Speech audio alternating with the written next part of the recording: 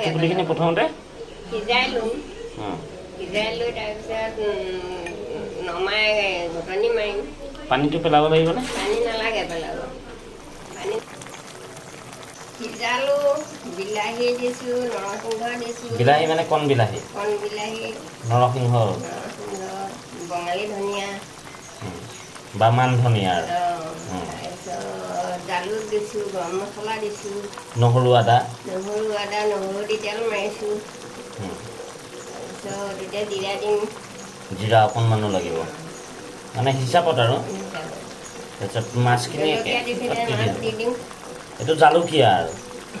কিছুমানে নেমু দিও খায় নেমু দি খায়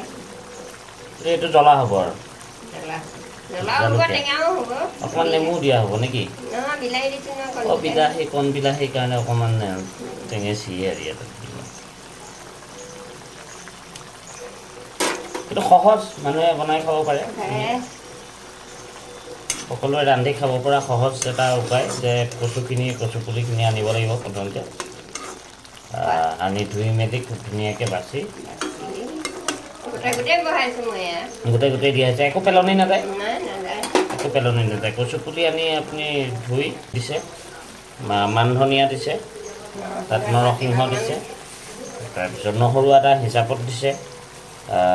তাৰপিছত গৰম মছলা অকণমান দিছে আৰু টেষ্টৰ কাৰণে অকণমান জিৰাও দিছে তাৰপিছত শিঙি মাছ আছিলে শিঙি মাছ ভাজি থোৱা সেইখিনি শেষত দি দিছে তাৰপিছত অকণমান চাগে পানী দিয়া হ'ব ন অৱশ্যে এনেকৈ যোনে যেনেকৈ খাই ভাল পায় যদি কাৰোবাক বেছিকৈ ৰস লাগে তেনেহ'লে জোল কৰি ল'ব পাৰে আৰু যাক নালাগে তেনেহ'লে এনেকৈও খাব পাৰে